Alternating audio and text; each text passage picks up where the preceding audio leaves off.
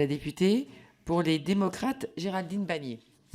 Mesdames les rapporteurs, pour avoir passé une dizaine d'années dans une salle de classe plein sud, où la seule stratégie en juin-juillet consistait à ouvrir mécaniquement au maximum les volets roulants à 7h30, tout fermer dès 8h, puis passer la journée avec les lumières allumées dans une ambiance de four surchauffé, même à Laval, pour avoir fait passer des examens où l'on déplaçait parfois en dernière minute quelques tables en plein soleil pour éviter les malaises aux jeunes futurs titulaires du DNB ou du bac, je sais, comme nombre d'enseignants, ce que signifie concrètement cette nécessité d'adaptation au réchauffement climatique du bâti scolaire.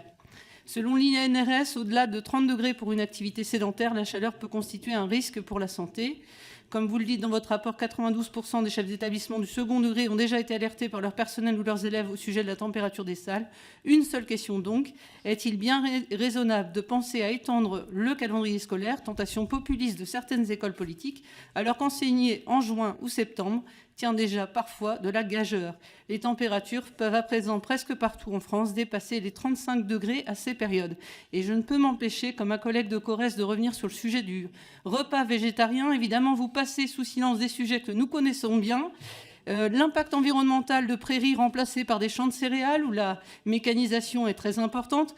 La provenance des protéines végétales, quand nous importons 70% de fruits et 30% de légumes.